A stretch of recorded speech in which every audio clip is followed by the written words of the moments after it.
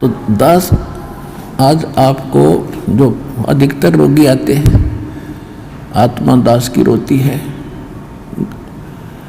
यहाँ तो रोने का समय नहीं मिलता, एकांत में जाकर मैं देखता हूँ परमात्मा आपके बच्चों का क्या हाल हो गया है।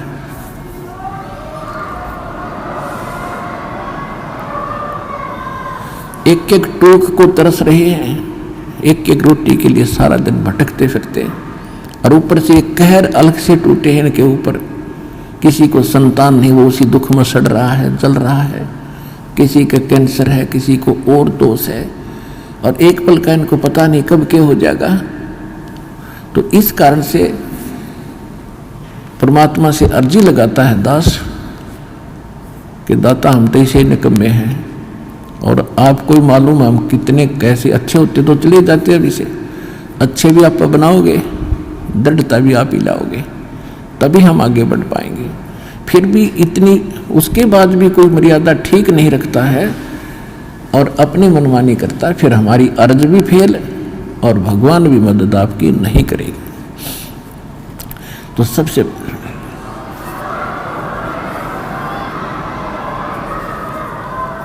तो कहने का भाव ये है कि जैसे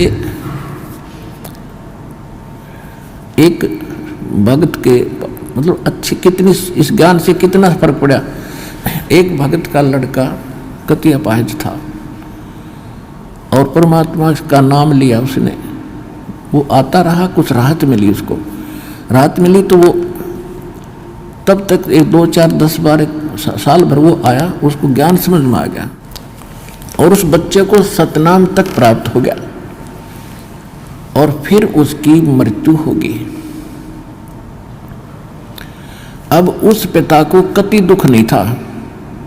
उसने ये शब्द कहा कि जी आपका बच्चा शरीर छोड़ गया, सतलोक चला गया, वहाँ भी कोई बात ना, यह तो आत्मा परमात्मा की है, और उसने देखना है कि उस अपनी आत्मा को वो कैसे छुड़वाओगा परमात्मा इस काल के जाल से। तो उन्हें बोला जी कति दुख नहीं बने, घनी खुशी हुई एक मेरा बेटा सतनाम लेकर मर गया। और आप तो कहते हो कि प्रथम नाम से मनुष्य जीवन मिलेगा, और उसके तब भक्ति का बीज दृढ़ हो गया। तो देखो कितना हल्का हो गया। पहले वो कहर हो रहा था वो बच्चा, उसके लिए एक ज्ञान से हल्कापन, और फिर समाधान हो गया। और वो ये गारंटीड बात है, 10 महीने में यही सतलोक आश्रम में दिखा दूंगा उस बालक को, दूर नहीं जाएगा। तो हमारा यहाँ जो मूल सौदा है, जो मूल हम सौदा करते हैं, वो तो इस आत्मा का कल्याण का है, और बाकी जो आपको सुख देंगे हम यहाँ परमात्मा देगा। दास तो देखो परमात्मा ने हमारे इस दास को खूब सतर्क कर रखा है कि अपने ऊपर कभी ना लेना। खुद भगवान ने नहीं ली। परमात्मा की एक वाणी है, सुख देता है दिए जात है, ये दाता दिन रैन, और लोग भरम मोह पे करें ताते नीचे नैन। देने वाला परमात्मा कबीर जी है, और दास को केवल एक बीच में आपका मीडिया बनाए बैठा है। और आपको आप कहते हैं गुरु रामपाल ने ये सुख कर दिया, तो उसमें दास के नैन नीचे हो जाते हैं। परमात्मा कहते हैं कि देने वाला दे रहा है और लोग भरम मुझ पे कर रहे हैं ताते नीचे नैन। कहने का भाव ये है, देखो करेगा तो इस दास के माध्यम से। इस दास को ये समझ लो एक सिरिंज है इंजेक्शन लाने वाली, और यह ओके सिरिंजर बढ़िया नीडल है, इसमें दवाई है भगवान, और लगेगी रामपाल के आशीर्वाद के माध्यम से यह दवाई भगवान वाली जाएगी ऐसे।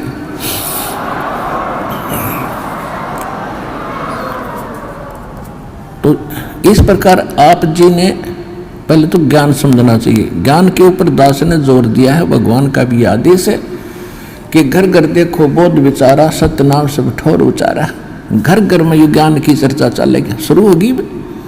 जिस घर में आप जाओगे जाते भगवान के अतिरिक्त कोई चर्चा नहीं सारे दिन, ना तो इनमें कोई ताश बत खेला करता, कोई इधर उधर के गप्पे मारा करता, फलाने ने ऐसे कर दिया, धकड़े ने ऐसे कर दिया, ये गप्पे मारा करते घर बैठ के। आज हमें फर्स्ट टाइम है कोई, या तो सुबह का नित्यनेम, दोपहर की रामायणी, शाम की आरती, बीच में मंत्र, हमें इतना बड़ा सिलेबस दे दिया, हमने बकवाद करने का समय को नहीं। और समय मिलता है तो मालिक की चर्चा ही करते और कराते हैं। कितना अच्छा समय मिल गया।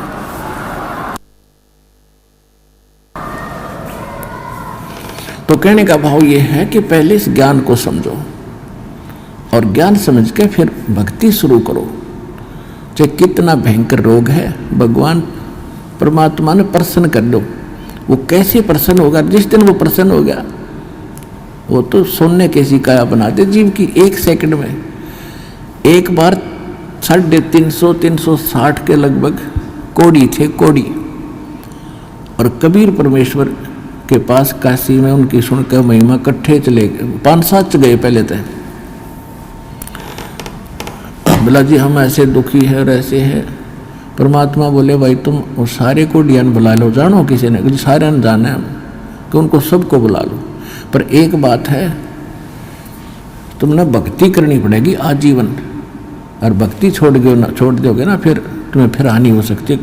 कान पकड़े जी, कदे नहीं छोड़ेंगे और हम तो सदा आपके चरणों में पड़े रहेंगे। 360 कति कोडी चाम पड़ा था कट कट के, और परमात्मा ने आशीर्वाद मात्र से सारे 1 सेकंड में कति स्वस्थ कर दिए। कबीर भगवान ने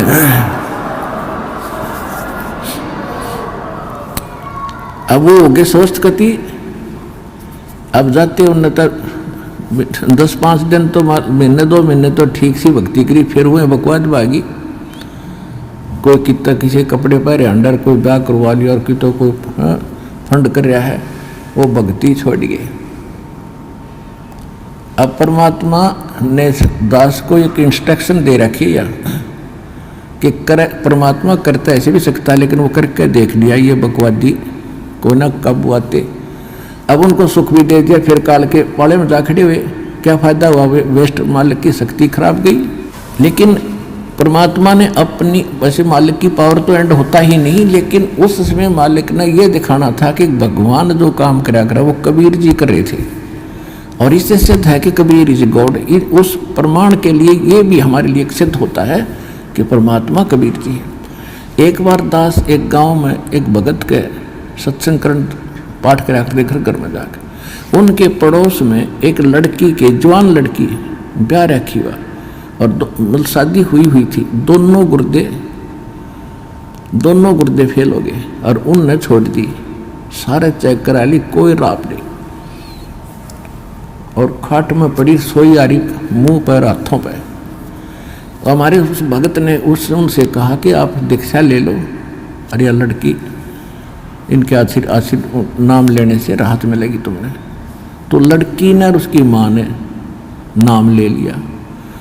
फिर उनको उस भगत ने सलाह दी कि तुम एक पाठ करा लो घर पे, गुरुजी आते हैं पाठ कर देंगे। हम उनके घर पाठ करने गए तो वह लड़की एक चारपाई पर पड़ी और उठन की हिम्मत नहीं, इन्हों कहती है उठती है नहीं।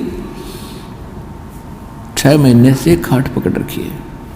उसको उठा के भगत और परिवार वाले वहाँ जहाँ दास बैठा था वहाँ ले प्रणाम कराया। मैंने उनसे कहा कि इसको सेवा करवाओ, बर्तन साफ कराओ। भगत गए हुए थे 20-30 जैसे सत्संग जाते थे हम पाठ कराने, तो खाना खुना बनाते थे वहाँ। इनका बर्तन साफ कराओ।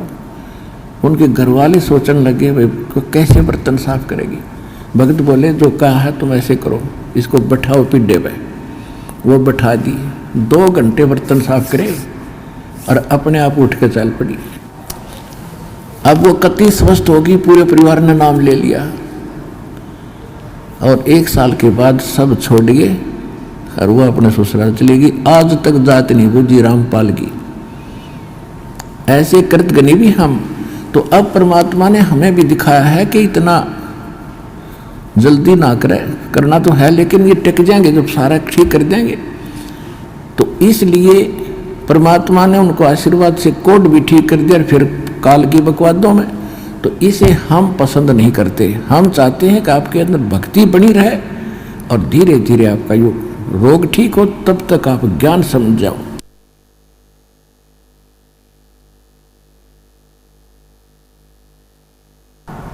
और जिसके मन में दोष है वो चला जाएगा। फिर कितने पृथ्वी ठिकाना नहीं, वापस में फिर भटक कर फिर आखिर में यही आना पड़ेगा। एक अभी कल ही मिल रहा था, एक बहन आ रही थी, उसको और उसका पति भी मिला। भक्तों ने बताया कि ऐसे ऐसे ये बहन आई थी 3 महीने पहले और इसको बहुत समझाया नाम ले ले, इसका पति ने नाम ले लिया, इसने ना लिया। और ये भी आप विचार कर लेना, जो यहाँ आकर दीक्षा नहीं लेकर वापस जाता है तो उसकी कोई करड़ाई है, कोई भयंकर कर्म उसको दुख देने वाला है, जिस कारण से काल उसने परमात्मा की ओट में आन नहीं दे रहा। तो 3 महीने पहले वो आई थी बेटी, नाम ना लेके गई, फिर छत पड़ गई उसके ऊपर और रीढ़ की हड्डी टूट गई, और सीधी पड़ी है कति अलण की न टहलन की। अब परसों लेकर आ रहे थे, जब बताई माँ बेटी उस समय क्यों ना लिया, तो नहीं वो नाम या बला टल जाती तेरी। नहीं बोले जी गलती बन गई, बता ये। और अब कैसे आ गई तू? अब सब, अब रामपाल सही हो गया और कबीर भी भगवान हो गया, जब दे ही टूट गई। अकल के चोर, बता क्या कर लेन का।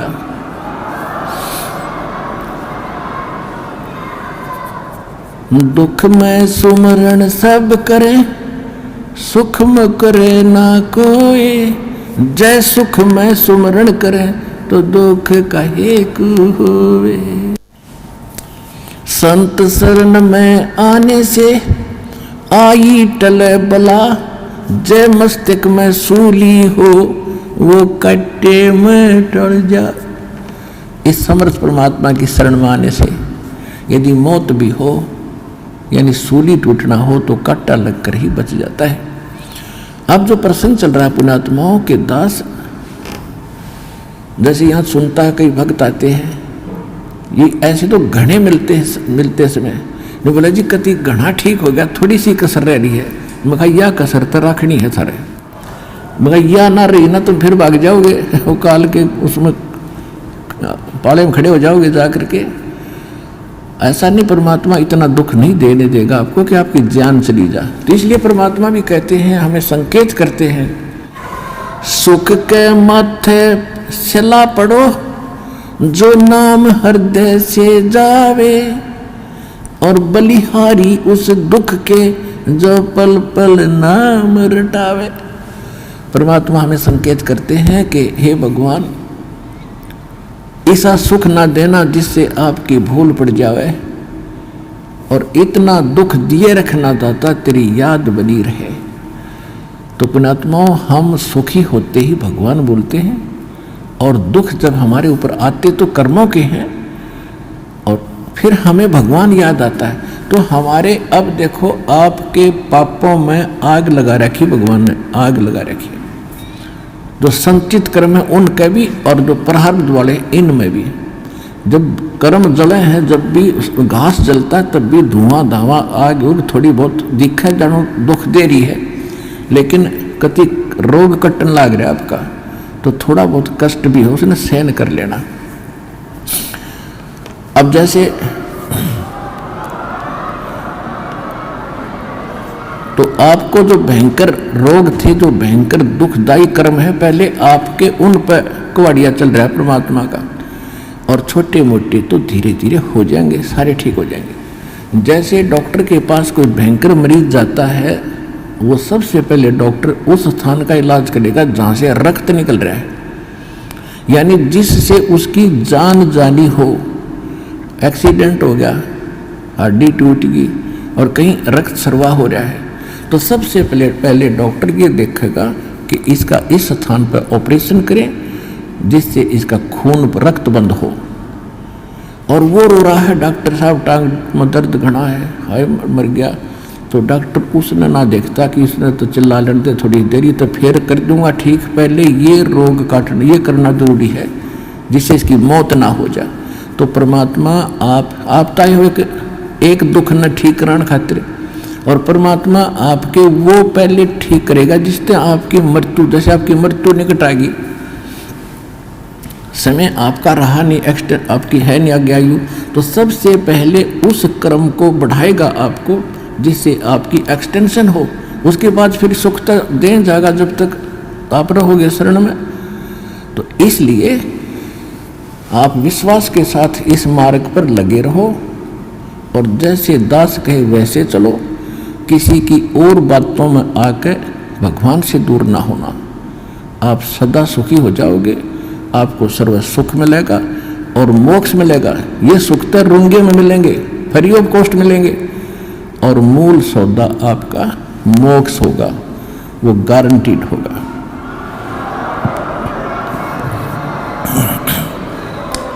अगर आप ये वीडियो YouTube पर देख रहे हैं तो हमारे चैनल को सब्सक्राइब करें और बेल आइकन को दबाना ना भूलें। अगर आप Facebook पर ये वीडियो देख रहे हैं तो हमारे पेज को लाइक करें।